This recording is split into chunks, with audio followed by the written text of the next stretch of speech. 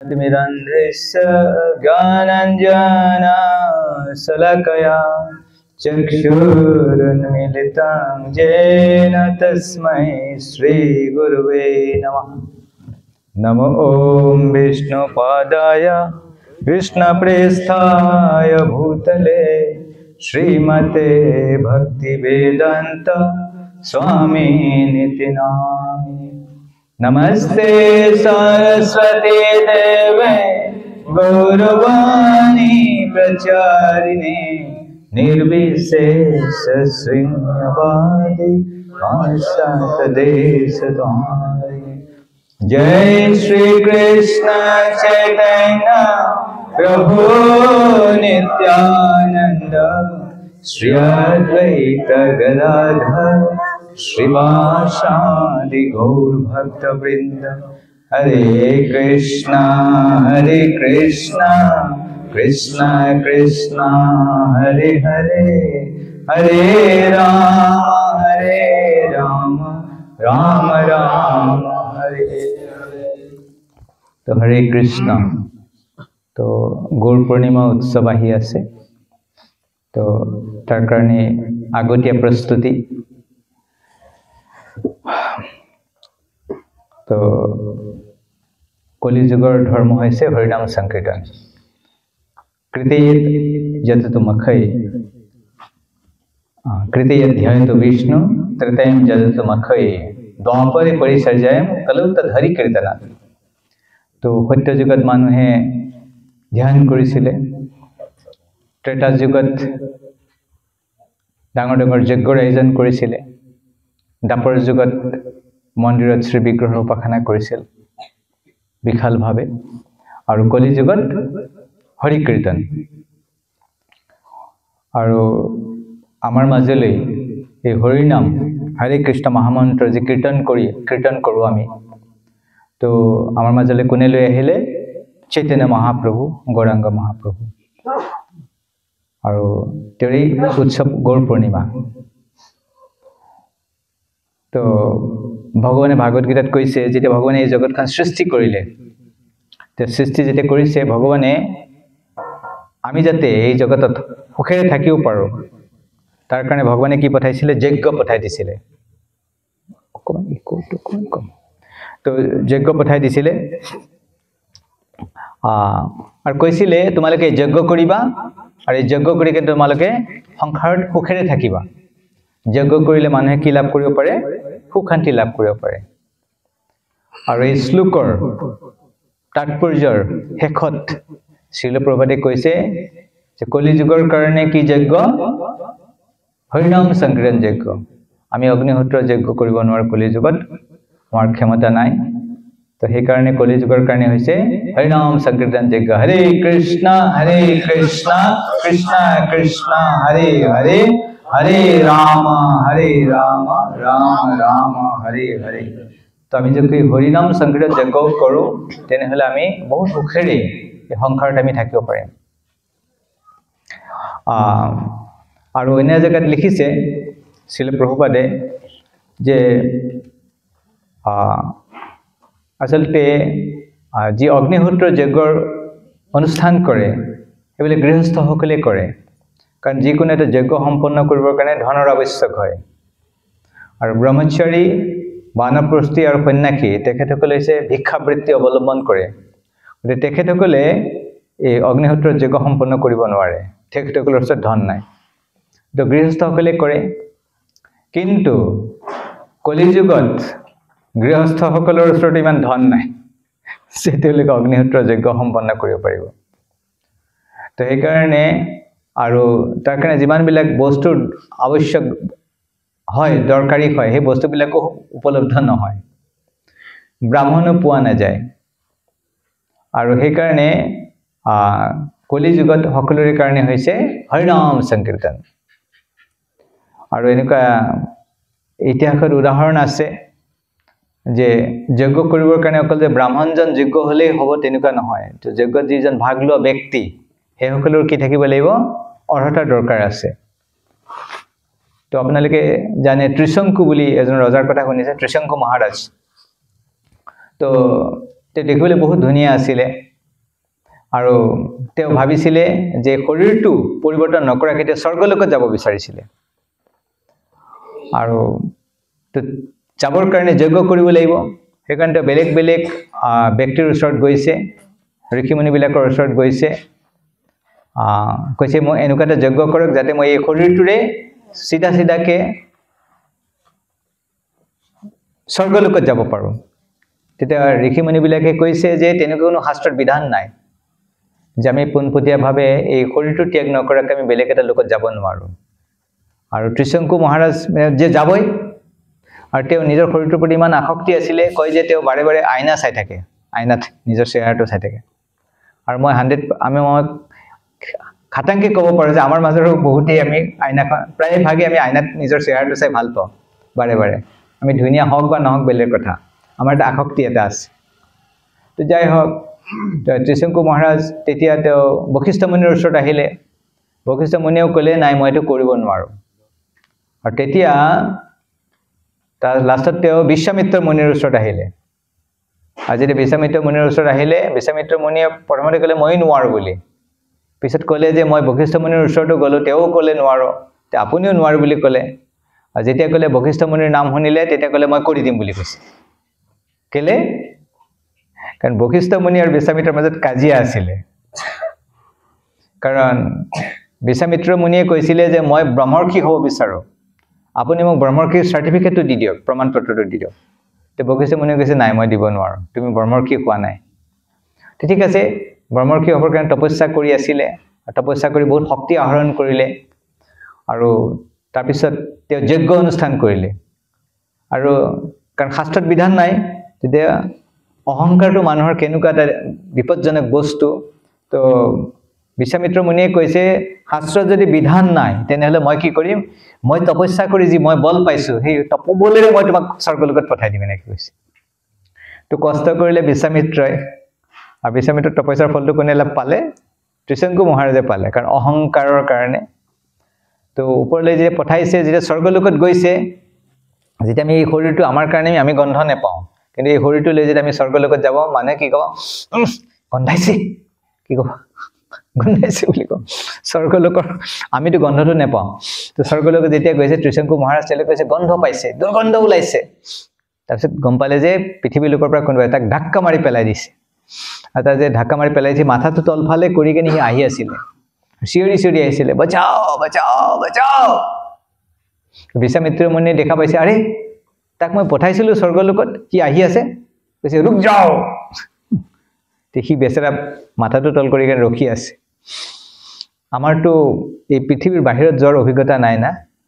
পৃথিৱীৰ বাহিৰৰ আমি যিটো স্থানত আছোঁ তাৰ বায়ুমণ্ডলৰ এটা চাপ এটা আছে নিৰ্দিষ্ট সেইকাৰণে আমি খুব ধুনীয়া জীৱন এটা ব্যতীত কৰিব পাৰোঁ এই চাপটো যদি কম বেছি হৈ যায় আমাৰ শৰীৰটোৱে কাম নকৰিব আপোনালোকৰ গাঁৱৰ মানুহ অভিজ্ঞতা আছে কোনোবাই যে কুঁৱা খান্দে কুঁৱাৰ যেতিয়া তলত গুচি যায় মাটি খুন্দি খুন্দি তেতিয়া তেওঁৰ নাকৰ পৰা কেতিয়াবা তেজ ওলায় কিয় জানে কাৰণ তাতে বায়ুৰ চাপটো তাতে তাৰতম্য হয় কমি যায় নহ'লে বেছি হয় তেনেকুৱা হয় তো সেইকাৰণে ওপৰত আছে সি বেচেৰা কষ্ট পাইছে সি কৈছে মই স্বৰ্গ তৰ্গ নালাগে মই পৃথিৱী লোকত আহিব বিচাৰোঁ বিশ্বামিত্ৰই কৈছে আৰে তুমি তোমাৰ দৰকাৰ নাই না মোৰ মান সন্মানৰ কথা আছে মই তোমাক কৈছিলোঁ পঠাম বুলি তো তুমি যাবই লাগিব বোলে বেচেৰা তাক ৰাখিছে এতিয়া যাবও নোৱাৰে কৈছে চিন্তা কৰিব নালাগে মই তোমাৰ কাৰণে কি কৰিম এটা মই ইন্দ্ৰলোক বনাম নতুনকৈ এটা তো সেইকাৰণে আমি চাওঁ যে যজ্ঞ কৰিলে যে যিজন ব্যক্তি ভাগ লয় বা ব্ৰাহ্মণ সকলোৰে কি আছে অৰ্হতাৰ দৰকাৰ আছে তো আৰু আন এটা উদাহৰণ শাস্ত্ৰত উল্লেখ আছে যে আপোনালোকে জানে মহাভাৰতত দ্ৰুপদ মহাৰাজ আৰু দ্ৰোণাচাৰ্যৰ মাজত কি আছিলে কাজিয়া লাগিছিলে জানে না তো আৰু দ্ৰোণাচাৰ্যই দ্ৰুপদ মহাৰাজক পৰাস্ত কৰিছিল আৰু দ্ৰুপদ মহাৰাজে এই পৰাজয়ৰ পুতক তুলিবৰ কাৰণে তেওঁ এটা যজ্ঞ আয়োজন কৰিছিলে যজ্ঞ কৰিব বিচাৰিছিলে আৰু যজ্ঞ কৰি এটা সন্তান লাগে যিটো সন্তানে দ্ৰোণাচাৰ্যক কি কৰিব পাৰিব পৰাস্ত কৰিব পাৰিব তো তেওঁ জংঘলত গ'ল তপস্যা কৰিলে আৰু তেওঁ ব্ৰাহ্মণ বিচাৰি ফুৰি আছে এনেকুৱা এজন ব্ৰাহ্মণ যি ব্ৰাহ্মণে কি কৰিব পাৰিব যজ্ঞ কৰিব পাৰিব আৰু যজ্ঞ কৰাৰ পিছত এজন সন্তান উৎপন্ন হ'ব যিটো সন্তানে দ্ৰোণাচাৰ্য মানে কৌৰৱ আৰু পাণ্ডৱৰ যি গুৰু অস্ত্ৰ শস্ত্ৰৰ শিক্ষা প্ৰদান কৰিছিল তো তাৰপিছত এজন ব্ৰাহ্মণ লগ পালে যজ আৰু উপযজ তেওঁলোক দুজন ভাই ককাই তো ক'লে যে মোক সহায় কৰক মই এটা যজ্ঞ কৰিব বিচাৰো তেতিয়া তেওঁলোকৰ এজনে ক'লে যে এটো মই কৰিব নোৱাৰো কাৰণ এনেকুৱা কৰাৰ শাস্ত্ৰত বিধান নাই মই যজ্ঞ কৰিম কোনোবা সন্তান জন্মাব হি কাৰবাক মাৰ্ডাৰ কৰিব হত্যা কৰিব এটো ভাল কথা জানো কোনে কৰিব তেনেকুৱা যজ্ঞ তাৰপিছত কৈছে যে মই নকৰো কিন্তু মোৰ ভাইটি যে আছে কি কৰিব তাক ক'লে কৰিব হি তাক কগৈ দণ্ডপট মাৰে বলে হি কেলে কৰিব কৈছে হি এই কাৰণে কৰিব তাৰ খোৱা লোৱাৰে কো বাস বিচাৰ নাই হি জাৰতে যেতে বস্তু খাই দিয়ে আৰু বেলেগৰ পেলাই দিয়া বস্তু উঠাই কেনে খায় বেলেগৰ উচ্ছিষ্ট খায় এই কাৰণে হি ক'লে কৰিব তো যেতিয়া মানুহৰ খোৱা লোৱাৰ ভাল বিচাৰ নাথাকে তেতিয়া তাৰ যেটো ডিসক্ৰিমিনেশন পাৱাৰ বিচাৰ কৰাৰ ক্ষমতা হেতু নাথাকে হি হাকৈ দিলে মই কৰি দিম আৰু যেতিয়া যোগ্যতা কৰিবৰ কাৰণে অকলে কৰিব নোৱাৰে তো সেই কাৰণে তেওঁৰ যিটো দুইজন ভাই ককাই মিলি কেনে যোগ্যতা সম্পন্ন কৰিলে আৰু তাৰ ফলত আমি দেখা পালো যে ধৃষ্টদ্যুম্নৰ জন্ম হল আৰু ধৃষ্টদ্যুম্নই পিছত কি কৰিলে কাক মাৰিলে দ্ৰোণাচাৰ্যক মাৰিলে এজন ব্ৰাহ্মণৰ হত্যা কৰিলে তো এই কাৰণে আমি চাও যে যজ্ঞ এটা কৰিলে অকল ব্ৰাহ্মণজন হলেই নহব যেন অংশগ্ৰহণকাৰী ব্যক্তি তো হেতু কথা আছে যিজনৰ দৰকাৰ কথা আছে দৰকাৰী অৰ্হতাৰ কথা আছে আৰু যিসকল যোগ্য ব্ৰাহ্মণ তেখেতসকলে কাৰণ যেতিয়া মানুহে যজ্ঞৰ আয়োজন কৰে মই এইবিলাক কথা কোৱাৰ উদ্দেশ্য আজিকালি এটা নতুন পৰম্পৰা এটা আহিছে যজ্ঞ কৰাৰ যদিও মহাপ্ৰভুৱে যোগ ধৰ্ম হৰিনাম সংকীৰ্তন প্ৰচাৰ কৰিছিল আৰু শিল প্ৰভুপাদেও প্ৰচাৰ কৰিলে কিন্তু লাহে লাহে আমাৰ মাজলৈ এটা নতুন পৰম্পৰা আহিছে কি যজ্ঞ কৰিবলৈ তো যদিও আমাৰ শিল প্ৰভুপাদৰ আশীৰ্বাদত আমাৰ মাজত এতিয়া যিসকল ব্ৰাহ্মণ বহুত উচ্চ অৰ্হতা সম্পন্ন ব্ৰাহ্মণ তেওঁলোকে ধুনীয়াকৈ বৈদিক মন্ত্ৰ আদি উচ্চাৰণ কৰে কিন্তু একে সময়তে যিসকল ব্যক্তিৰ কাৰণে কৰা হয় কি তেওঁলোকৰ মাজত তেনেকুৱা যোগ্যতা আছে আপোনালোকে কি ভাবে তে যোগ্যতাৰ দৰকাৰ আছে কি নাই যে অংশগ্ৰহণ কৰিব যিজন যজ্ঞ সম্পন্ন কৰিব তেওঁৰ অৰ্হতা থাকিব লাগিব আৰু তেওঁ যদি এটা অখত উদ্দেশ্য লৈ কেনে যজ্ঞটো কৰিছে আৰু তাৰ পৰা সেই যজ্ঞ কৰাৰ পিছত যেটো ফল উৎপন্ন হ'ব তাৰপিছত যি কৰ্ম হ'ব এই কৰ্মৰ ফলটো পূজাৰীয়ে ল'ব লাগিব না তো সেই কাৰণে আৰু শ্ৰীল প্ৰভুপাদেও এইবিলাক কথা কৈছে আৰু মহাপ্ৰভুৱে তো ভগৱানৰ যি অৱতাৰ তো যেহেতু কলি যুগত এই মানুহ এইবিলাক কৰিবৰ কাৰণে অৰ্হতা নাই যজ্ঞ কৰিবৰ কাৰণে বহুত অৰ্হতাৰ দৰকাৰ কিন্তু হৰিনাম সংকীৰ্তন যজ্ঞ কৰিবৰ কাৰণে কোনো আগতীয়া কোনো অৰ্হতাৰ দৰকাৰ নাই যিকোনো ব্যক্তিয়ে এই হৰিনাম সংকীৰ্তনত কি ল'ব পাৰে ভাগ ল'ব পাৰে আৰু এটোৰ কাৰণে কোনো অৰ্থৰ প্ৰয়োজন নহয় কোনো অৰ্হতা নালাগে আৰু কোনো ধনৰ আৱশ্যক নাই তেতিয়াহ'লে কোনটো ভাল যজ্ঞটো ভাল নে হৰিনাম সংকীৰ্তন যজ্ঞটো ভাল অগ্নিহোত্ৰ যজ্ঞ ভাল নে হৰিনাম সংকীৰ্তন যজ্ঞ ভাল কি কয় হৰিনাম সংকীৰ্তন যজ্ঞ আৰু আমি আমাৰ কথা জানো কি নাজানো এটো বেলেগ কথা কিন্তু ভগৱানে আমাৰ কথা জানে আমি হয়তো আমাৰ কথা ভালকে নাজানো ইমান কিন্তু আমাৰ কথা এজন ব্যক্তি ভালকে জানে কোনে জানে ভগৱানে জানে ল'ৰা ছোৱালীৰ কি অৰ্হতা ল'ৰা ছোৱালী গম নাপায় কিন্তু পিতৃ মাতৃয়ে গম পায় সেইকাৰণে পিতৃ মাতৃয়ে তেওঁ কি কৰে মাৰ্গদৰ্শন কৰে সেইকাৰণে ভগৱানে এই কলি যুগত আমাক উদ্ধাৰ কৰিবৰ কাৰণে আমাক সহায় কৰিবৰ কাৰণে আমাক মাৰ্গদৰ্শন কৰিবৰ কাৰণে ভগৱানে এই কলি যুগত গৌৰাংগ মহাপ্ৰভুৰ ৰূপত আহিছে আৰু সেই মহাপ্ৰভুৰে এই উৎসৱ হ'ব 14 তাৰিখ তো তাৰ কাৰণে আগতীয়াকৈ আমি এতিয়া অকণমান এনেকে গৌৰাংগ মহাপ্ৰভুৰ কথা একেদিন চৰ্চা কৰিম যাতে মহাপ্ৰভুকে আমি অলপ হলেও সম্যক ধাৰণা এটা পাম আৰু তেওঁৰ প্ৰতি আমাৰ শ্ৰদ্ধা ভক্তি বাঢ়িব আৰু আমাৰ জীৱনটো মংগলময় হ'ব আমাৰ ব্যক্তিগতভাৱে আমাৰ জীৱনটো মংগল হ'ব ঘৰৰ কল্যাণ হ'ব সমাজৰ কল্যাণ হ'ব দেশৰ কল্যাণ হ'ব আৰু সমাজত সুখ শান্তি সমৃদ্ধি এই বস্তুবিলাক গোটেইবিলাক বস্তু আহিব তো মোৰ লগত ক'ব জয় জয় শ্ৰী চৈতন্য জয় নিত্যানন্দ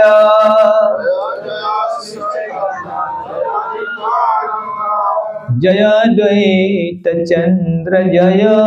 গৌর ভক্ত বৃন্দ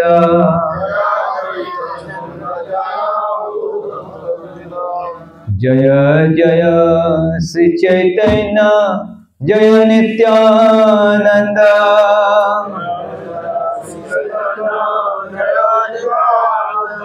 जय द्वैत चंद्र जय गौर भक्त वृंद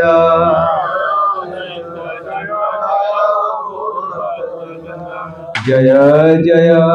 श्री चैतन्य जय नित्यानंद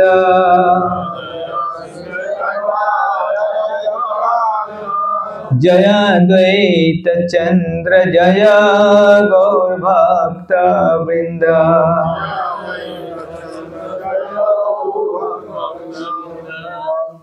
तो आमी भारतत आছো केতিয়াबा केতিয়া কি হয় অতি পৰিচয়ত অবজ্ঞা যিবিলাক বস্তু আমাৰ যেটো সংস্কৃতি এই সংস্কৃতিৰ প্ৰতি আমাৰ অৱহেলনা আহে তো আপোনালোকে জানি আচৰিত হ'ব যে বিদেশত বহুত বিশ্ববিদ্যালয় আছে আৰু বিশ্ববিদ্যালয়বিলাকত একোটা বিভাগ আছে তাতে প্ৰফেসৰ আছে আৰু তেওঁলোকে কি কৰে ভাৰতীয় সংস্কৃতিৰ ওপৰত অধ্যয়ন কৰিবৰ কাৰণে কলেজত এটা ডিপাৰ্টমেন্ট ৰাখি থৈ দিছে চৰকাৰে তেওঁলোক দৰমহা প্ৰদান কৰে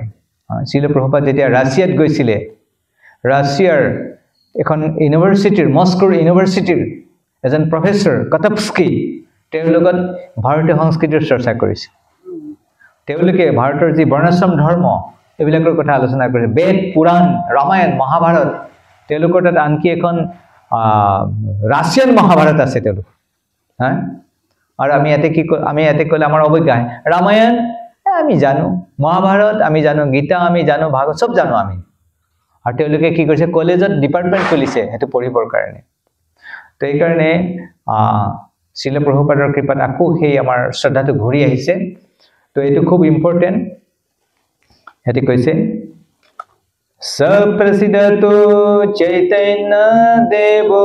यस्य प्रसादतः तल्लीला वर्णने योग्य सिद्ध स्यात् अधमो अपि अयम तो कैसे सप्रसिद्धतो चैतन्य देवो तो कैसे जे आमी जे कहो यस्य प्रसादात भगवत प्रसाद माने कृपा जार अनुग्रहत আমি যার অনুগ্রহ হলে ভগবানের অনুগ্রহ পাই এতে কইছে সব প্রসিদ্ধ তো চৈতন্য দেব তো চৈতন্য মহাপ্রভু মুখ কি করব কৃপা করব যিশ্য প্রসাদতঃ তল্লীলা বর্ণনে যোগ্য মানে ভগবানের লীলা বর্ণনা কৰিবৰ কাৰণে ভগবানৰ বিষয়ে কবৰ কাৰণে বহুত যোগ্যতাৰ দৰকাৰ তো হেতু বহুত কঠিন কাম ভগবানৰ বিষয়ে বৰ্ণনা কৰা ভগবানৰ লীলাৰ বৰ্ণনা কৰা গুণৰ বৰ্ণনা কৰা ইমান সহজ কাম নহয় এটো কাৰণে ভগৱানে কাৰবা কি কৰিব লাগিব শক্তি প্ৰদান কৰিব তেহে কৰিব পাৰে ইয়াতে কৈছে শ্ৰীল কৃষ্ণদাস কবিৰাজ গোস্বামী কৈছে যদিও মই যোগ্য নহওঁ যদি এজন ব্যক্তি যোগ্য নহয় ভগৱানৰ লীলা বৰ্ণনা কৰিবৰ কাৰণে কিন্তু সদ্যহ স্যাৎ অধমো অপি অয়ম যদি কোনোবা ব্যক্তি অধম হয় অধম ব্যক্তি এজনেও যদি মহাপ্ৰভুৰ কৃপা হয় চৈতন্য মহাপ্ৰভুৰ কৃপা হয় তেনেহলে কি কৰিব পাৰে ভগৱানৰ লীলা বৰ্ণনা কৰিব পাৰে এটো হৈছে চৈতন্য মহাপ্ৰভুৰ বিশেষ কৃপা অধম ব্যক্তি অযোগ্য ব্যক্তি কি কৰিব পাৰে ভগৱানৰ লীলা বৰ্ণনা কৰিব পাৰে ইয়াতে বহুত ভক্ত বহি আছে ইয়াৰ মাজৰ যি কোনে যে ভগৱানৰ যে কৃপা হৈ যায় কি কৰিব পাৰে এটা সৰু বাচ্চাই কো বৰ্ণনা কৰিব পাৰে কৈছে অধম অপি অয়ম অধম ব্যক্তিয়ে কি কৰিব পাৰিব প্ৰতিটো ব্যক্তিয়ে জানে ভগৱানৰ লীলাৰ গুণগান কৰিব পাৰিব জয় জয় গৌৰাঙ্গ মহাপ্ৰভু কি জয় जय जय श्री कृष्ण चैतन्य गौरचंद्र जय द्वैत चंद्र जय जय नित्यानंद जय जय गदाधर जय श्रीनिवास जय मुकुंद वासुदेव जय हरिदास तो भगवानक गुणगान কৰাৰ আগতে আমি কাৰ গুণগান কৰিব লাগে ভগৱানৰ ভক্তবিলাকৰ গুণগান কৰিব লাগে কাৰণ ভগৱানৰ ভক্তবিলাক যদি প্ৰসন্ন হৈ যায় তেনেহলে ভগৱানে আমাক অৱশ্যই কৃপা কৰিব জয় দামোদৰ স্বৰূপ জয় মুৰাৰী গুপ্ত এই সব চন্দ্ৰোদয়ে তম কৈল লুপ্ত আৰু ভগৱানৰ যিসকল ভক্ত তেওঁলোকৰ কিহৰ লগত তুলনা কৰিছে চন্দ্ৰৰ লগত তুলনা কৰিছে চন্দ্ৰ যেতিয়া উদয় হয় তেতিয়া অন্ধকাৰ দূৰ হৈ যায় ঠিক তেনেকে যেতিয়া ভক্তসকল আমাৰ যেতিয়া ভগৱানৰ ভক্ত আমাৰ জীৱনত আহে তেতিয়াহলে আমাৰ জীৱনৰ অন্ধকাৰ বিলাক কি হৈ যাব দূৰ হৈ যাব সেইকাৰণে আমাৰ সকলোকৈ যেটো দৰকাৰী যেটো কৰ্তব্য হেতু হৈছে আমি এজন ভক্ত বিচাৰিব লাগে আৰু যেতিয়ালৈকে ভক্ত আমাৰ জীৱনত নাহে আমাৰ প্ৰভুৱে বাৰে বাৰে কৈ থাকে যদি আমি ভক্ত পাই যাওঁ তেতিয়াহ'লে আমি গম পাব লাগে যে ভগৱানে আমাক কৃপা কৰিছে মই ভগৱানৰ কৃপা পাই গলো যদি আমাৰ জীৱনত কোনোবা যদি শুদ্ধ ভক্ত আহি যায় তেতিয়াহ'লে কি গম পাব লাগে যে ভগৱানৰ কৃপা পাই গলো আৰু যদি ভক্ত এতিয়াও আমাৰ জীৱনলৈ অহা নাই তেতিয়াহ'লে গম পাব যে মোৰ এতিয়া ভগৱানৰ কৃপা হোৱা নাই আৰু এইসকল হৈছে চন্দ্ৰৰ লগত তুলনা কৰিছে জয় শ্ৰী চৈতন্য চন্দ্ৰেৰ ভক্ত চন্দ্ৰগান সবাৰ প্ৰেম জ্যোৎস্নায় উজ্জ্বল ত্ৰিভুৱন আৰু মহাপ্ৰভু হৈছে চন্দ্ৰ আৰু মহাপ্ৰভুৰ ভক্তসকলো চন্দ্ৰ আৰু তেখেতসকলৰ পৰা যি জ্যোৎস্না নিগৰিত হৈছে সেই জ্যোৎস্নাই কি কৰিছে পোহৰে গোটেই ত্ৰিভুৱন গোটেই জগতক কি কৰিছে আলোকিত কৰিছে এইটো কহিল গ্ৰন্থাৰম্ভে মুখ বন্ধ এবে কহি চৈতন্য লীলা ক্ৰময়নুবন্ধ এনেকে মংগল আচৰণ কৰাৰ পিছত এতিয়া এই গ্ৰন্থৰ যি লেখক তেওঁ কি কৰিব চৈতন্য লীলা ক্ৰম অনুসাৰে বৰ্ণনা কৰিব তো জড়বিদ্যা আহৰণ কৰাৰ ক্ষেত্ৰত এনেকুৱা মংগল আচৰণ কৰাৰ বিধান নাই কিন্তু আধ্যাত্মিক জ্ঞান প্ৰাপ্ত কৰিবৰ কাৰণে কি কৰিব লাগিব মংগল আচৰণ কৰিব লাগিব জড়বিদ্যা আহৰণ কৰিলে শিক্ষক আৰু বিদ্যাৰ্থী একেলগে সিগাৰেট খায় তাৰ পিছত বিদ্যা পাই যায় কিন্তু আধ্যাত্মিক জগতত তেনেকৈ হ'ব গুৰু আৰু শিষ্য যদি সিগাৰেট খাই বিদ্যা আহিব আধ্যাত্মিক বিদ্যা আহিব আধ্যাত্মিক বিদ্যা নাহিব আধ্যাত্মিক বিদ্যা নাহিব এইটো মানে মই জাষ্ট এৰি হ'ব যে এইটো চেনেলত যাব সেইকাৰণে প্ৰথমেতে সূত্ৰৰূপ কৰিয়ে গণন পাঁচে তাহা বিস্তাৰি কৰিব বিৱৰণ তো এইটো আমাৰ চেনেলত যাবতে গোটেই অলাচামত সেইকাৰণে মই শ্ৰীকৃষ্ণ চৈতন্য নৱদ্বীপে অৱতৰি 48 বছৰ প্ৰকট বিহৰি তো ভগৱানে যে চৈতন্য মহাপ্ৰভুৰ পদে জগতত আছিলে বহুত বেছি সময়ৰ কাৰণে থকা নাছিলে মোৰটো এতিয়া 50 হৈ গ'ল এতিয়াও আছোৱে কিন্তু একো সংসাৰৰ কাৰণে একো কৰিব পৰা নাই কিন্তু মহাপ্ৰভুৱে এই সংসাৰ কেৱল 48 বছৰ আছিলে কিমান বছৰ আছিলে 48 বছৰ 50 বছৰো থকা নাই কিন্তু থাকি কেনে কি কৰিছে পুৰা জগতৰ কল্যাণ কৰি থৈ কেনে গৈছে কৈছে কলিকতাৰ এখন বোটানিকেল গাৰ্ডেন বুলি আছে তাতে এজোপা গছ আছে এই গছজোপাৰ বয়স কমসে কম 10000 বছৰ হৈছে শিল প্ৰভুতে কৈছে তেনেকে যে 10000 গছডাল 10000 বছৰ আছে কাৰোবাৰ কিবা কল্যাণ হৈছে একো কল্যাণ হয় তেনেকে আমি যে 10000 বছৰ এই জগতত থাকো যদি বেলেগৰ একো কল্যাণেই কৰিব নোৱাৰো তেনেহলে থাকি লাভ নাই আজি কম সময়ৰ কাৰণে কোনোবাই থাকে আৰু কোনোবাই যে কল্যাণ কৰিব পাৰে সেইটো বেছি ভাল চৈতন্য মহাপ্ৰভু এটা আহিছে বেছি দিন থাকা নাই 48 বছৰ আছে আৰু জীৱনৰ আৰম্ভণিৰ পৰা অপ্ৰকট হোৱালৈকে বহুত কিবা কৰিছে তো 1407 के जन्मेर प्रमाण 1455 হইলে অন্তৰ্ধান মানে 1407 শতাব্দত জন্ম হৈছে আৰু 1455ত তেওঁ অপ্ৰকট হৈছে ঠিক আছে আৰু ইংৰাজীত ক'লে 1486 আৰু তেওঁৰ অপ্ৰকট হৈছে 1534 24 বছৰ প্ৰভু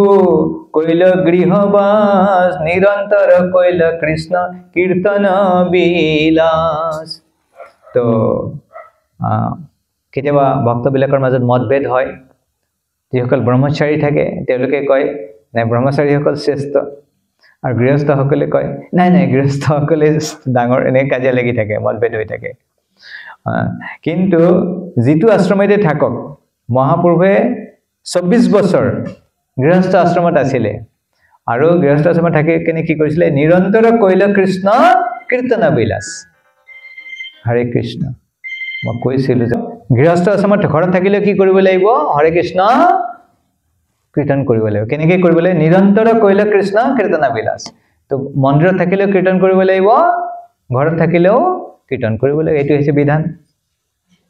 24 বছৰ শেষে কৰিয়া সন্ন্যাস আৰ 24 বছৰ কইল নীলাচলে বাস। আৰু মহাপ্ৰভুৱে ঘৰ ত্যাগ কৰাৰ পিছত ক'ত আছে? তাৰপিছত নীলাচলত গৈছে, জগন্নাথপুৰীত গৈছে। আৰু জগন্নাথপুৰী যোৱাৰ পিছত তাৰ মধ্যে 6 বছৰ গমনাগমন, কভু দক্ষিণ কভু গৌৰ কভু বৃন্দাবন। তো তাৰ মধ্যে 6 বছৰ গমনাগমন, 24 বছৰ গ'ল। তাৰ পিছত 6 বছৰ কি কৰিছিলে? গমনাগমন। গমনাগমন মানে আমি যেনেকৈ তীৰ্থযাত্ৰা কৰিবৰ কাৰণে যাওঁ, তো মহাপ্ৰভুৱে কি কৰিছে? তীৰ্থযাত্ৰা নহয়, প্ৰচাৰ কৰিবৰ কাৰণে গৈছে। আমি বিলাকে কষ্ট পাই আছো না, আমাৰ জীৱবিলাকৰ যেতিয়া দুখ দেখে তে ভগৱানে বহুত দুখ পায়। সেইকাৰণে আমাৰ দুখটো গুচাবৰ কাৰণে ভগৱানে কি কৰে? এই জগতত আহে। আৰু আহি কেনে কি কৰে? কভু দক্ষিণ কভু গৌৰ কভু বৃন্দাবন। কেতিয়াবা দক্ষিণ ভাৰতত গৈছে, কেতিয়াবা গৌৰ দেশত গৈছে, আৰু কেতিয়াবা বৃন্দাবন। আৰু এনেকৈ গৈ কেনে মহাপ্ৰভুৱে কি কৰিছে? হৰে কৃষ্ণ কীৰ্তন কৰিছে। যিবিলাকে শিকাইছে কৃষ্ণ নাম কৰা, কৃষ্ণ নাম জপ কৰা, কৃষ্ণ কীৰ্তন কৰা। আৰু মহাপ্ৰভু যেতিয়া গৈছিলে সদায় কীৰ্তন কৰিছিলে। কৃষ্ণ কৃষ্ণ কৃষ্ণ কৃষ্ণ কৃষ্ণ কৃষ্ণ কৃষ্ণ হে কৃষ্ণ কৃষ্ণ কৃষ্ণ কৃষ্ণ কৃষ্ণ কৃষ্ণ কৃষ্ণ হে কৃষ্ণ কেশৱ কৃষ্ণ কেশৱ কৃষ্ণ কেশৱ পাহি মা।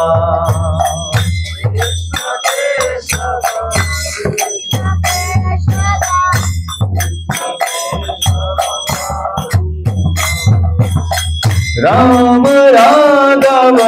राम राघव राम राघव रक्ष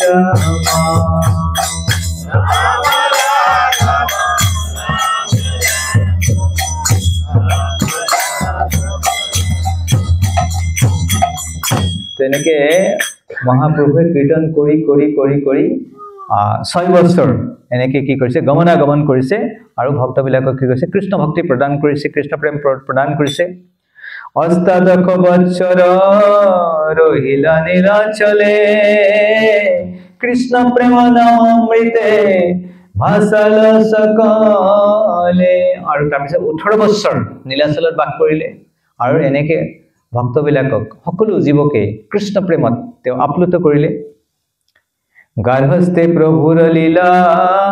আদি লীলাখ্যান, মধ্যয়ন্ত লীলা শেষ লীলাৰ 2 নাম। তো মহাপ্ৰভু যেতিয়া ঘৰত আছিলে সেই 24 বছৰ, সেইটোকে কয় আদি লীলা। আৰু পিছৰ যি 24 বছৰ, তাৰে যি 6 বছৰ, এইটো হয় মধ্য লীলা। আৰু পিছৰ 18 বছৰ অন্ত লীলা। আদি লীলা মধ্যে প্ৰভুৰ যতে কচৰিত, সত্য ৰূপে মুৰাৰী গুপ্ত কৰিলা গ্ৰথিত। আৰু আদি লীলাৰ যিমানবিলাক কথা এই মুৰাৰী গুপ্তৰ যি সূত্ৰ হিচাপে লিখা যি টোকা, তাৰ পৰা আদি লীলা ৰচনা কৰিছে। প্ৰভুৰ যে শেষ লীলা স্বৰূপ দামোদৰ, সূত্ৰ কৰি গ্ৰন্থিলেন গ্ৰন্থেৰ ভিতৰ। আৰু যি অন্তলীলা, সেইটো স্বৰূপ দামোদৰ লেখনিৰ পৰা সংগ্ৰহ কৰিছে। এই দুইজনেৰ সূত্ৰ দেখিয়া শুনিয়া বৰ্ণনা কৰেন বৈষ্ণৱ ক্ৰমে কৰিয়া।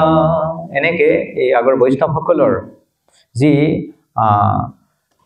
টিকা বা যি নোট, তাৰ পৰা এই চৈতন্য মহাপ্ৰভু এইবিলাকৰ বৰ্ণনা কৰে। যেনেকে কৃষ্ণৰ লীলা বাল্য, পৌগন, কৈশোৰ আৰু যৌৱন।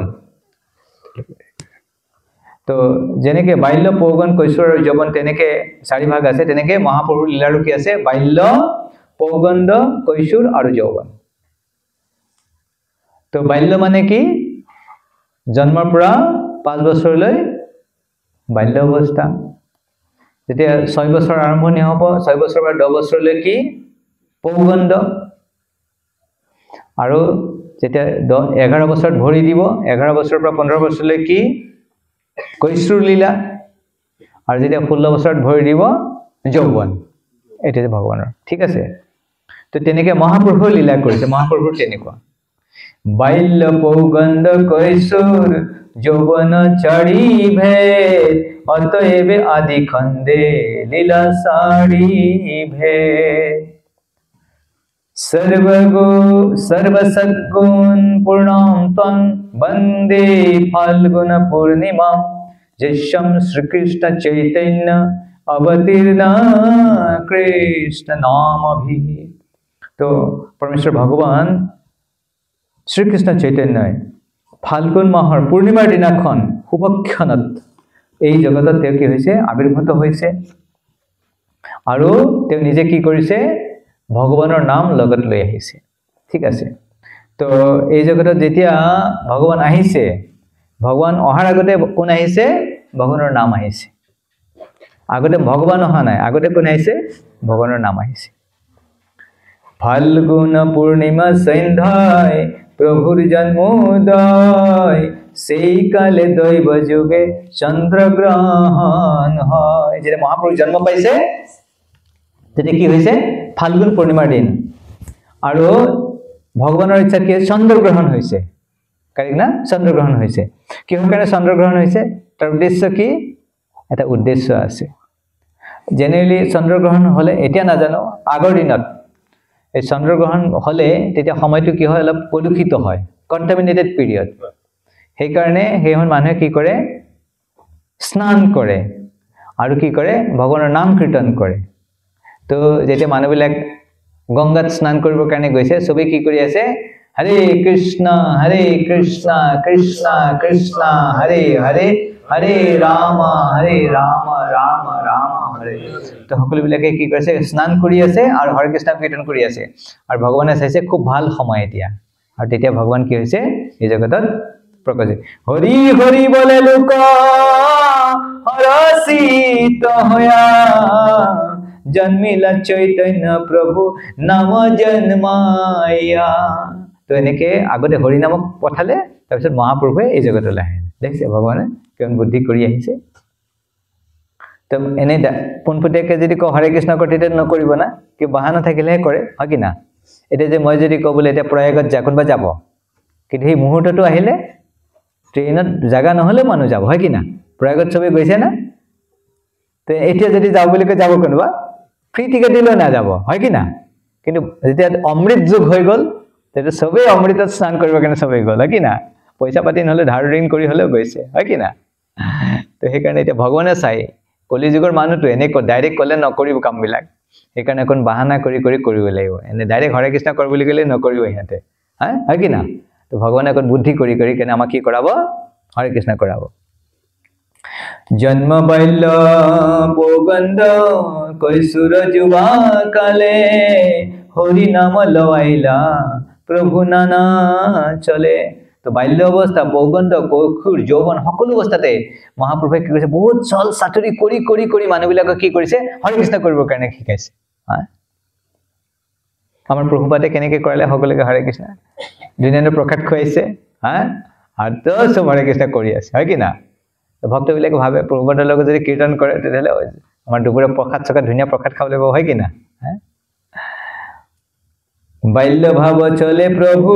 করে না ক্রন্দন কৃষ্ণ হরি নাম শুনি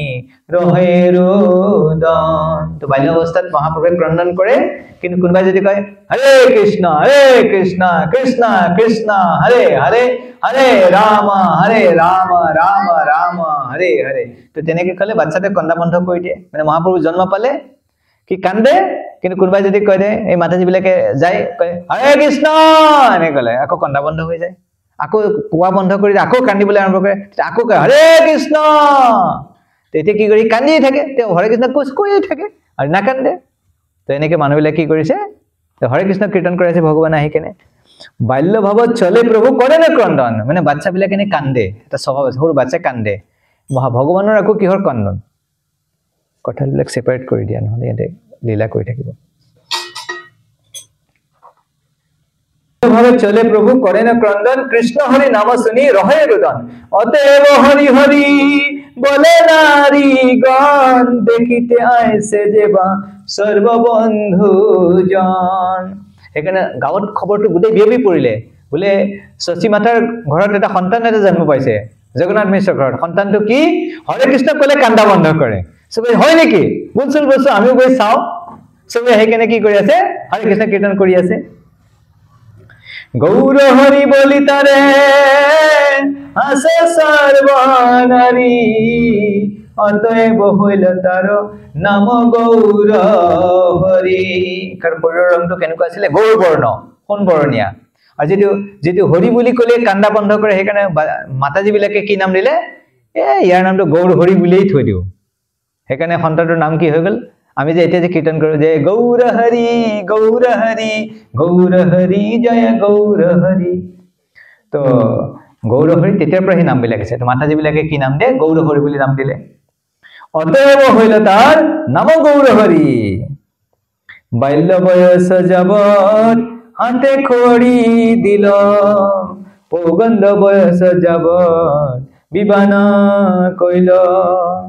তো যেতিয়ালৈকে হাতে খড়ি দিয়া মানে আজিকালি হাতে খড়ি দিয়ে কি নাজানো তো বাচ্চাবিলাকৰ যেতিয়া প্ৰথম স্কুলত যায় বিদ্যালয়ত যায় পাঠশালাত যায় তেতিয়া কি কৰে প্ৰথম হৰি নাম ভগৱানৰ নাম লিখায় তেনে অনুষ্ঠান এটা কৰে হাতে খড়ি দিয়া বুলি কয় আৰু ভগৱানে কি কৰিছে সেই হাতে খড়ি দিয়া নিদিয়ালৈকে গৌৰ হৰি চৈতন্য মহাপ্ৰভুৱে এটা বাল্য বয়স আৰু যেতিয়ালৈকে বিবাহ কৰোৱা নাই সেইটো হৈছে পৌগণ্ড বয়স বিবাহ কৰিলে হইল নবীন যৌবন সৰ্বত্ৰ লওয়াইল প্ৰভু নাম সংকীৰ্তন মানে জন্মৰ পৰা আৰম্ভ কৰিছে সব খালি হরে কৃষ্ণ কৃষ্ণ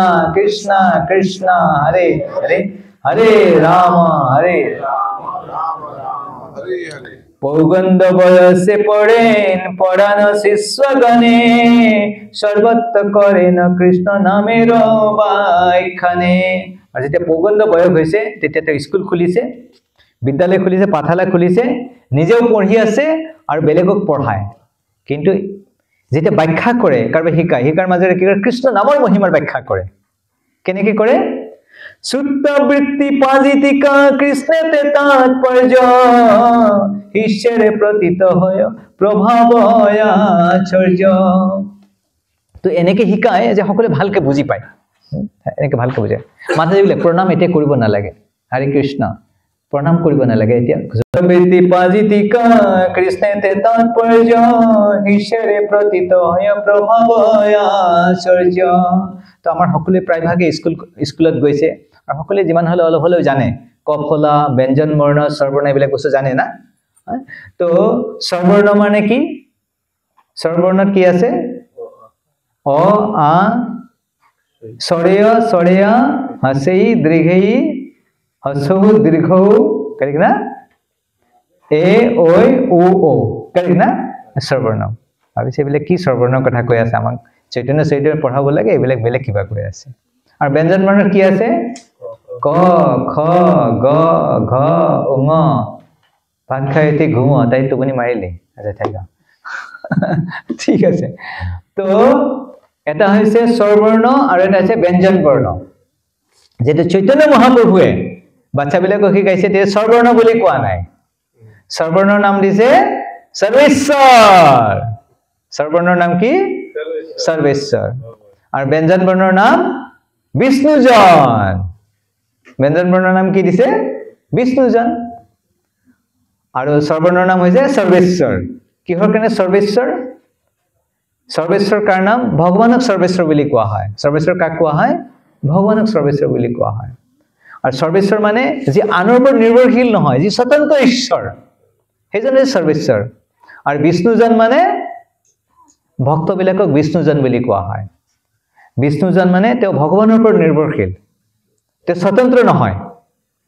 ঠিক তেনেকে যিবিলাক স্বৰবৰ্ণ আছে স্বৰবৰ্ণবিলাকৰ উচ্চাৰণ কৰিবৰ কাৰণে কাৰো ওপৰত নিৰ্ভৰ কৰিব নালাগে অ বুলি কওঁতে আৰু কাৰো দৰকাৰ নাই অ বস হৈ গ'ল আ কাৰো দৰকাৰ নাই ই স্বতন্ত্ৰ কিন্তু যে ক বুলি ক'ব লাগে ক বুলি ক'লে কাক ল'ব লাগিব স্বৰেয় আহিব লাগিব স্বৰেয় নাহিলে ক উচ্চাৰণ নহ'ব হয় কি না ক অ আহি গল খ বুলি কলে খ অ আহিব কা তেতিয়াহলে আকাৰ আহি গল কি তেতিয়াহলে হসেই আহিলে গতে সেইকাৰণে ব্যঞ্জন বৰ্ণ কি কৈছে বিষ্ণুজন ঠিক আছে আৰু যেহেতু স্বৰবৰ্ণ বিলাকত কাৰো সহায় ল'ব নালাগে সেইকাৰণে সৰ্বেশ্বৰ হা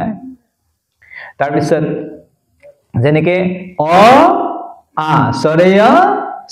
সৰেয়াটো উচ্চাৰণ কৰিলে যিমান সময় লাগে সৰেয়া বুলি ক'বলৈ আৰু বেছি সময় লাগে দীৰ্ঘস্বৰ বুলি কোৱা হয় সেইকাৰণে যেটো স্বৰবৰ্ণৰ যেটো হ্ৰস্বস্বৰ হেতু কি কৈছে বামনদেৱ আৰু যেটোৰ উচ্চাৰণ দীঘলীয়াকৈ হেতু কৈছে ত্ৰিবিক্ৰম মানে ভগৱানৰ ত্ৰিবিক্ৰম অৱতাৰ যি দীঘলীয়া ষ্টেপ দিয়ে তিনি পদত গোটেই পৃথিৱীখন গোটেই ব্ৰহ্মাণ্ড হেৰি লৈছিলে না তেনেকে মহাপ্ৰভুৱে কি কৈছে বামন ত্ৰিবিক্ৰম স্বৰবৰ্ণ কি বুলি কৈছে সৰ্বেশ্বৰ ব্যঞ্জন বৰ্ণ কি কৈছে বিষ্ণুজন এনেকে ব্যাকৰণ শিকাইছে আৰু তেনেকে কৃষ্ণ নামৰ মহিমা বৰ্ণনা কৰিছে যেটো অনুস্বৰ আছে অনুস্বৰটো কি কৈছে চক্ৰ বিষ্ণু চক্ৰ এনেকে বৰ্ণনা কৰিছে তো এনেকে মহাপ্ৰভুৱে বিদ্যাৰ সময়তো এটো আপুনি শিকিবৰ কাৰণে শ্ৰীল জীৱ গোস্বামী হৰিনামামৃত ব্যাকৰণ আছে কি আছে আমাৰ বাচ্চা বিলাকক আমি কি শিকাব পাৰো হৰিনামামৃত ব্যাকৰণটো শিকিবই লাগিব যদি ব্যাকৰণ শিকিব লাগে যদি হৰিনামামৃত ব্যাকৰণ যদি শিকে তাৰ মাধ্যমেৰে শিকিব হি কৃষ্ণ নামৰ মহিমা শিকিব পাৰিব কৃষ্ণক জানিব পাৰিব তো এনেকে কৈছে সূত্ৰবৃত্তি পাজিতিকা কৃষ্ণতে তাৎপৰ্য কৃষ্ণৰ প্ৰতিত হয় প্ৰভাৱ আশ্চৰ্য তো বহুত আচৰিত এনেকেও শিকিব পাৰে নেকি এনেকৈ কৃষ্ণৰ কথা শিকিব পাৰে নেকি তো প্ৰতিটো ক্ষেত্ৰতে আমি কি কৰিব পাৰো কৃষ্ণৰ মহিমা বৰ্ণনা কৰিব পাৰো যেনেকৈ আমি কিছুমান আমাৰ ঘৰৰ সন্মুখত কিছুমান শাক পাচলি আছে কিছুমান ঔষধি গছ আছে সেইবিলাক যদি খাই দিও আমাৰ কি হৈ যায় বেমাৰ ভাল হৈ যায় কিন্তু সেই যে ঔষধৰ যে বেমাৰ ভাল হোৱাৰ যেটো ঔষধি গুণ এটা কোনে তাতে ৰাখিলে কৰপুৰা আহিলে কৃষ্ণৰ পৰা আহিছে আমি যে পানী খাও পানী খালে পানীৰ যেটো সোৱাদ হেতু কৰপুৰা আহিছে কৃষ্ণৰ পৰা আহিছে ৰসহমপসু কোনতেয় তো সেইকাৰণে এনেকে আমি মানুহক ভগৱানৰ কি কৰিব পাৰো ভগৱানৰ মহিমাৰ কথা বৰ্ণনা কৰিব পাৰো যেটো চৈতন্য মহাপ্ৰভুৱে কৰিছে যাৰে দেখে তাৰে কহ কৃষ্ণ নামে ভাসাইল নবদ্বীপ গ্ৰাম যাকে লগ পাই তাকে ধৰি কেনে কি কৰিব কৃষ্ণ কৃষ্ণ ক'ব আৰু এনেকে গোটেই নবদ্বীপত সকলোকে কি কৰিলে মহাপ্ৰভুৱে হৰিনামৰ কীৰ্তন কৰালে কিশোৰ বয়সে আৰম্ভিলা সংকীৰ্তন ৰাত্ৰ দিনে প্ৰেমে নৃত্য সঙ্গে ভক্তগণ যেতিয়া কৈশোৰ অৱস্থা পালে তেতিয়া দিন ৰাতি কেৱল ভক্তবিলাকক লগত কৰি থাকে হৰিনাম সংকীৰ্তন কৰি থাকে নগৰে নগৰে ভ্ৰমে কীৰ্তন কৰিয়া ভাসাইল ত্ৰিভুবন প্ৰেম ভক্তি দিয়া নগৰে নগৰে ভ্ৰমে কীৰ্তন কৰিয়া তো মহাপ্ৰভুৱে যেতিয়া আহিছিল গোটেই নগৰ সংকীৰ্তন কৰিছিল সেইকাৰণে আমি সদায়তো নকৰো তো কোনদিনা কৰিম আমি 14 তাৰিখে কৰিম দুপৰীয়া 11টা দিনৰ 11টা বজাত তো সকলোৱে ৰাতিপুৱা ঘৰৰ কামবিলাক যিমান পাৰে সোনকালে কি কৰিব শেষ কৰিব আৰু ইয়াতে যিমান ব্যক্তি আহিছে প্ৰতি এজনে 10 জনকে এক্সট্ৰাকে লৈ আহিব ঠিক আছে তেতিয়া সংখ্যাটো পাৰিব এনেকুৱা নহয় যে নাই এটো হৈছে ভগৱানৰ পৰম্পৰা এনে কৰিলে ভগৱান সন্তুষ্ট হ'ব ভগৱান নিজে সংকীৰ্তন কৰিছে আৰু যে আমি ভগৱানৰ সন্তান হৈ আমি যে হৰিনাম সংকীৰ্তন নকৰো তেনে আমি কেনেকৈ সন্তান ভগৱান কি ভাল পাব আমি যে সংকীৰ্তন নকৰো কীৰ্তন নকৰো ভাল পাব ভগৱান ভাল নাপায় ভগৱান আমাৰ আশীৰ্বাদ নকৰিব ভাসলে ত্ৰিভুবন প্ৰেম ভক্তি দিয়া ত্ৰিভুবন বুলি কলে গম পাইছে না ত্ৰিভুবন মানে কি ত্ৰিলোক স্বৰ্গলোক মৰ্ত্যলোক আৰু পাতাল লোক তে কেনেকৈ মহাপ্ৰভুটো এই পৃথিৱী লোকতে হৰে কৃষ্ণ কীৰ্তন কৰিছে ত্ৰিলোক কেনেকৈ প্ৰচাৰ কৰিলে তো শ্ৰীল প্ৰভুৱে কৈছে একচুৱেলি জগতৰ যে সৃষ্টি হয় এটো কাৰ পৰা আৰম্ভণি হয় ভগৱান কৃষ্ণৰ পৰা আৰম্ভণি হয় তো লাহে লাহে এই সৃষ্টি বাঢ়ি এতিয়া এই যেটো অৱস্থাত আমি আছো ঠিক তেনেকে এটো পিছত মনোভাব ক'ব নেকি বা হলে মানে কৈছে ঠিক তেনেকে যেতিয়া মহাপ্ৰভুৱে কীৰ্তন আৰম্ভ কৰিছিল ক'ত আৰম্ভ কৰিছিলে নবদ্বীপত আৰু মহাপ্ৰভুৱে কি কৈছিলে যে পৃথিৱীতে আছে যত নগৰাদি গ্ৰাম সৰ্বত্ৰ প্ৰচাৰ হবে মোৰ নাম তেতিয়া কোনেও ভবা নাছিল যে এটো গোটেই পৃথিৱীত প্ৰচাৰ হ'ব কোনোবা ভাবিছিলে যে বেংগলত হ'ব আৰু লাহে লাহে কি হল এটো বাঢ়িলে গোটেই ভাৰতৰ প্ৰচাৰ হ'ল শ্ৰীল ভক্তি সিদ্ধান্ত সৰস্বতী মহাৰাজে প্ৰচাৰ কৰিলে 64 গৌড়ীয় মত হেৰি কৰিলে আৰু প্ৰভুপাদে কি কৰিলে গোটেই পৃথিৱীতে প্ৰচাৰ কৰি দিলে আৰু কৈছে এটো লাহে লাহে আৰু বাঢ়িব পুৰা যিমান পৃথিৱীত যিমান লোক আছে ব্ৰহ্মাণ্ড সবতে গুচি যাব হেতুৰ মানে হৈছে ত্ৰিভুৱন এতিয়া হোৱা নাই কিন্তু লাহে লাহে কি হ'ব এটো ওপৰলৈ গুচি যাব যিমান লোক আছে সবতে প্ৰচাৰ হ'ব এনেকে প্ৰভুপাদে কৈছে তো gradually spread all over the universe এনেকে গোটেই ব্ৰহ্মাণ্ডত হৰিনামৰ সংকীৰ্তনৰ কি হ'ব প্ৰচাৰ হ'ব 24 বছৰ হৈছে নৱদ্বীপ গ্ৰামে লৱাইলা সৰ্বলোকে কৃষ্ণ প্ৰেম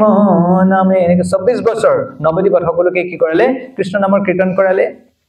24 বছৰ চিলা কৰিয়া সন্ন্যাস ভক্তগণলৈ কইলা নিৰাচলে বাস তাৰ পিছত মহাপ্ৰভুৱে কি কৰিলে নীলাচললৈ বুলি গমন কৰিলে নীলাচল মানে জগন্নাথপুৰী ধাম নীলাচল নীলাচল ধাম ব্লু মাউন্টেইন আৰু যেহেতু জগন্নাথ এই নীলাচল ধামত থাকে সেইকাৰণে কেতিয়াবা কিছুমান ভক্তই ভগৱানক নীলাচল বুলি আহে নীলাচল এনেকে বুলি সম্বোধন কৰে ও ব্লু মাউন্টেইন এনেকে কয় যেটো বস্তু থাকে তাৰ লগত মানুহৰ সম্বন্ধটো হৈ যায় নহয় যেনে ঠেলা চলালে কি কয় ঐ ঠেলাৱালা পিলপিলি চলালে ঐ পিলপিলিৱালা হয় কি না আৰু কোনবাৰে অটো চলালে ঐ অটো এনেকে মাতে না হয় কি না আৰু যিগলে কণী বিক্ৰী কৰে ঐ কণী এনেকে মাতে মাছ বিক্ৰী কৰিলে মানে পোৱা নাই খাবৰ কাৰণে কিন্তু কথাটো কৈছো মাছ বিক্ৰী কৰিলে ঐ মাছ এনেকে না তো মহাপ্ৰভুৱে নীলাচল ধামত থকাৰ কাৰণে এজন ভক্ত আছিলে তেওঁৰ নাম আছিল সালবেগ মুছলমান আছিলে আৰু তেওঁ ভগৱানৰ বিৰহত ভগৱানৰ কাৰণে গীত লিখিছিলে আৰু মুছলমান হোৱা সত্ত্বেও তেওঁ যি লিখা গীত আজি পৰ্যন্ত জগন্নাথপুৰী পাণ্ডাবিলাকে গায় উৰিষ্যাৰ প্ৰতিজন মানুহে তেওঁৰ গীত জানে তেওঁ জগন্নাথৰ কাৰণে লিখিছিলে ও নীলাচল এনেকে কৈছে কাক কৈছে জগন্নাথক কৈছে আহে নীলাচল প্ৰবল মাতা বাৰানা प्रबल माता बाराना मुआरता नलिनी नको करो दालान आहे नीला शैला प्रबल माता बाराना प्रबल माता बाराना मुआरता नलिनी नको करो दालान তেনেকে খুব সুন্দৰ গীত আছে এটো খুব সুন্দৰ গীত আৰু এটো জগন্নাথৰ খুব প্ৰিয় যিজন ভক্তৰ কাৰণে জগন্নাথ 3 মাহ ৰথ লৰচৰ কৰা নাই কিমান দিন 3 মাহ কাৰণ এই ভক্তজন সালবেগ তেওঁ সেই সময়ত বৃন্দাবনত আছিলে বৃন্দাবনৰ পৰা ভক্তজন ঘূৰি আহি পোৱা নাই সেই কাৰণে ভক্তক দৰ্শন দিবৰ কাৰণে মুছলমান যদি ভগৱান গৈ গৰ্ভগৃহত প্ৰৱেশ কৰিব তেতিয়া চাব নোৱাৰিব সেইকাৰণে ভগৱানে কৈছে প্ৰভু আপুনি অকণ ৰখিবচোন মই আহি আছো মনলৈ মই এক বছৰ চাবই নাপাম আপোনাক তো ভগৱান ৰখি আছে আৰু 3 মাহ ৰাস্তাতে চলি আছে পূজা ভোগ সব চলি আছে আৰু যেতিয়া আহিছে তাৰপিছত কি ভাবিছে ইমান মানুহৰ কেলি ভিৰ চলি আছে কি কৰি আছে ৰাস্তাত তাৰপিছত গম পাইছে জগন্নাথ ৰখি আছে বাহ জগন্নাথ দৰ্শন কৰিছে আৰু জগন্নাথ গীত কৈছে বোলে যে কৰতাল যে আছিল আমি কৰতাল বজা নাৰিকলৰ খোল আছিলে বোলে নাৰিকলৰ বাকলি খোলা কৈছে হেতুতে কীৰ্তন কৰিছিল তাৰপিছত ভগৱান প্ৰসন্ন হৈছে আৰু আমি নিজে গীত লিখি কেনে ভগৱানক গাব নালাগে আমি কেনেকুৱা গীত বিলাক গাব লাগে যিবিলাক গীত কয় ইংৰাজীত কয় লিবাৰেটেড সোলস মুক্ত পুৰুষে লিখা গীত বিলাকে আমি গাব লাগে আমি তথাকথিত যিবিলাক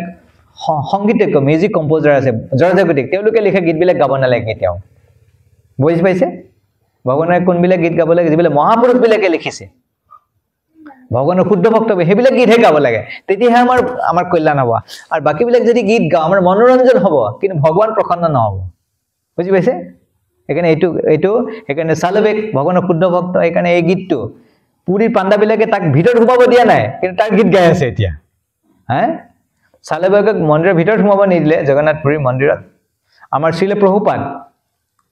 প্ৰভুপাদ যেতিয়া বিদেশী ভক্তবিলাক লৈ আহিছিলে তেতিয়া প্ৰভুপাদৰ ভক্তবিলাক সোমাব দিয়া নাই তে প্ৰভুপাদে মনে মনে কি কৈছে যে মই জগন্নাথপুৰীৰ মন্দিৰত কেতিয়াও নাহো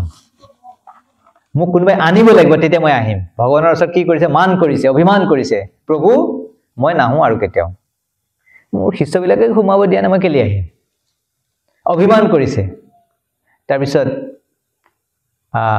আমাৰ ইস্কনৰ প্ৰভুপাদৰ বৰিষ্ঠ শিষ্য his divine grace Gour Govinda Swami Maharaj তেওঁ তেতিয়া সুধিছিলে প্ৰভুপাদে সুধিছে প্ৰভুপাদ আপুনি গোটেই পৃথিৱীত প্ৰচাৰ কৰিলে এই ভুৱনেশ্বৰত আপুনি কিয় প্ৰচাৰ নকৰে প্ৰভুপাদে একোই কোৱা নাই চুপচাপ আছে জেনেৰেলি প্ৰভুপাদক প্ৰশ্ন কৰিলে প্ৰভুপাদে উত্তৰ নিদিয়াকে নাথাকে প্ৰভুপাদে প্ৰশ্ন কৰিছে আপুনি ভুৱনেশ্বৰত কিয় নাহে প্ৰভুপাদে একো কোৱা নাই চুপচাপ আছে তাৰপিছত প্ৰভুপাদক আপুনি জগন্নাথপুৰীত যোৱাৰ আগতে ভুৱনেশ্বৰত লিংগৰাজ মন্দিৰ আছে লিংগৰাজ মন্দিৰত মহাদেৱৰ অনুমতি লৈ কিনে জগন্নাথপুৰীত যাব লাগে তো লিংগৰাজে প্ৰভুপাদক মাতিবৰ কাৰণে নৱদ্বীপত গৈছে নৱদ্বীপত গৈ কিনে প্ৰভুপাদে কৈছে ভক্তিবেদান্ত স্বামী আপুনি আহক জগন্নাথপুৰীলৈ আহক উৰিষ্যাত আহক আহি আপোনাৰ যিটো 108 নম্বৰ কেন্দ্ৰ যে অন্তিম কেন্দ্ৰটো আপুনি ক'ত খোলক উৰিষ্যাত খোলক ভুৱনেশ্বৰত খোলক কোনে মাতিব গৈছে প্ৰভুপাদক লিংগৰাজে মাতিব গৈছে আৰু তেতিয়া প্ৰভুপাদে গৌৰ গোবিন্দ স্বামী মহাৰাজক দায়িত্ব দিছে তে সব আমাৰ সংস্থাটো কেনেকুৱা যাৰ সংস্থাপক আচাৰ্য আমি সাধাৰণ বুলি ওতে কোনে মাতিব যায় ভগৱান শিৱে মাতিব যায় আৰু যেন মই ভক্তৰ মুখত শুনিছো আমাৰ লণ্ডনেশ্বৰ টেম্পল আছে য'ত প্ৰভুপাদৰ বিয়া সেশন তাৰ দুইফালে প্ৰভুপাদে আৰু দুইটা বিয়া সেশন বনাব দিছে প্ৰভুপাদে কিহৰ কাৰণে কৈছে এফালে শিৱ বহি থাকে এফালে নাৰদ বহি থাকে প্ৰভুপাদৰ লেকচাৰ শুনিবৰ কাৰণে কোন আহে দেৱতাবিলাক আহে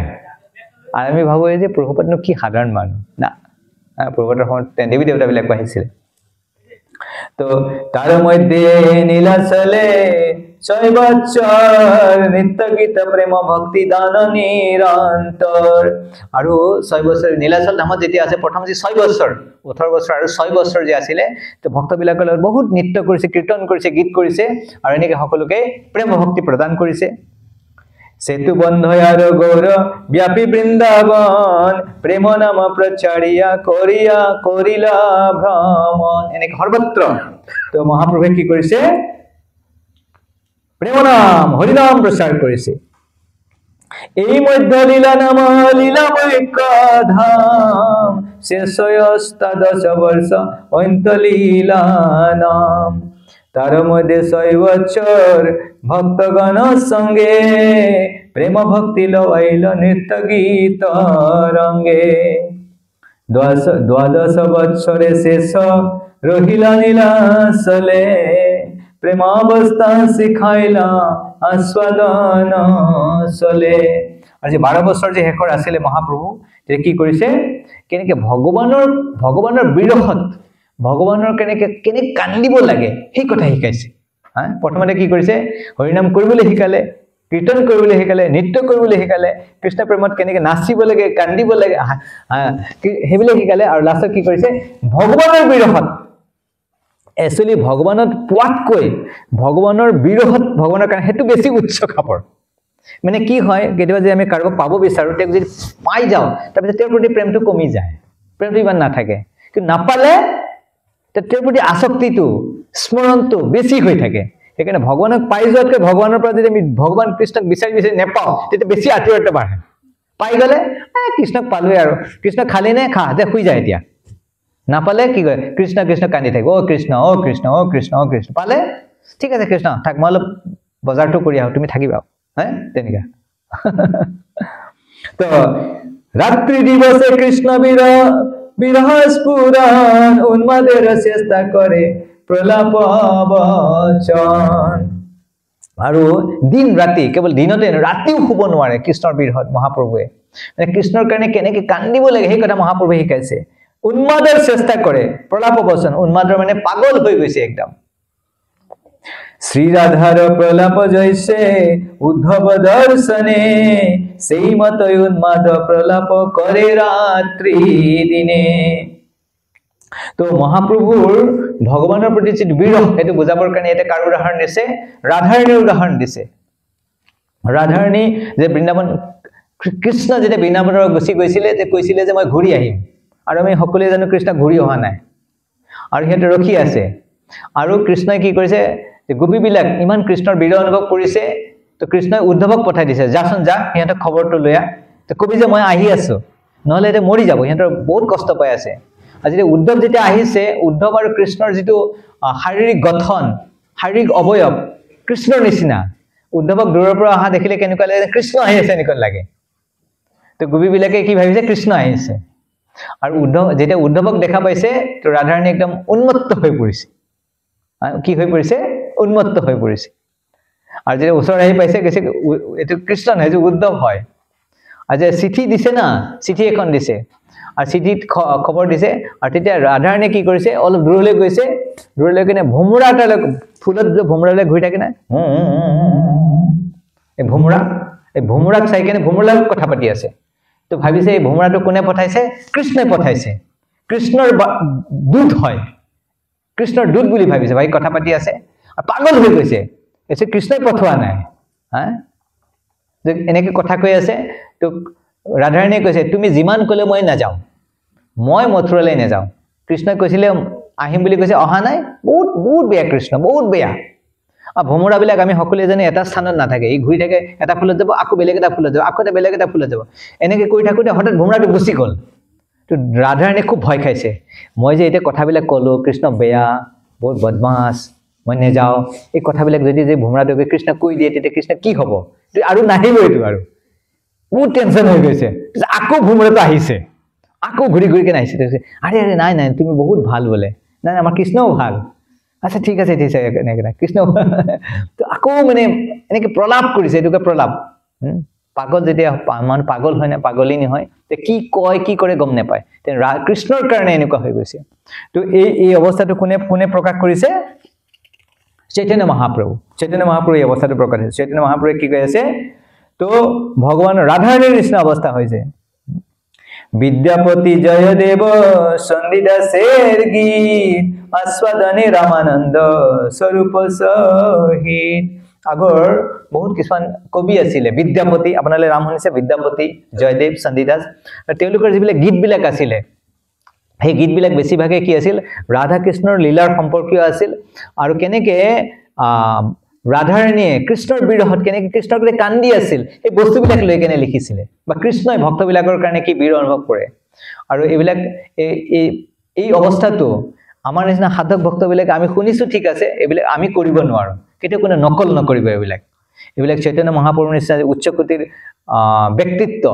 বা যিসকল উন্নত ভক্ত তেওঁলোকে এইবিলাক কৰিব পাৰে আমি সাধাৰণ মানুহে এইবিলাক কৰিব নোৱাৰো আমাৰ কাৰণে হৈছে সাধন ভক্তি চাৰিটা নিয়ম পালন কৰা ষোল্লমালা জপ কৰা প্ৰসাদ গ্ৰহণ কৰা ভক্ত সংগ কৰা গীতা ভাগৱত অধ্যয়ন কৰা ধামলৈ যোৱা যাত্ৰাত যোৱা এনেকুৱা ধৰণৰ এনেকুৱা ডাঙৰ উৎসৱবিলাক আয়োজন কৰা তো বিদ্যাপতিৰ এটা খুব প্ৰসিদ্ধ কবিতা এটা আছে যিটো আমাৰ প্ৰভুপাদে খুব গাইছিলে তাতল সৈকতে বাৰি বিন্দু সমা সুতমিত ৰমণী সমাজ এটা বিদ্যাপতি লিখিছিলে তাতল সৈকতে বাৰি বিন্দু সমা সুতমিত ৰমণী সমাজে মানে তপত বালুকাৰ ওপৰত যদি পানী পৰে তে পানীটো কিমান সময় থাকিব এক মুহূৰ্তত ভাৱ হৈ কেনে গুচি যাব ঠিক তেনেকে আমাৰ সমাজত আমাৰ যিবাৰ বন্ধু বান্ধৱ পতি পত্নী আত্মীয় স্বজন এইবিলাকৰ লগত আমি এটা আনন্দ পাওঁ সেই আনন্দটো কিমান সময় থাকে আপোনালোকে সকলোৱে জানে হ্যাঁ আপোনালোকে সকলোৱে বিবাহ কৰিছে বিবাহ কৰাৰ দিনাখন কিমান আনন্দ থাকে না কিমান বাজনা বাজে কিবা বাজে পিছদিনাখনৰ আনন্দটো থাকে না শেষ হয় কি না ল'ৰা ছোৱালী যে জন্ম পায় খুব ফূৰ্তি এই বাচ্চাটো খুব কিমান ফূৰ্তি হয় তাৰপিছত বাচ্চা যে ডাঙৰ হৈ যায়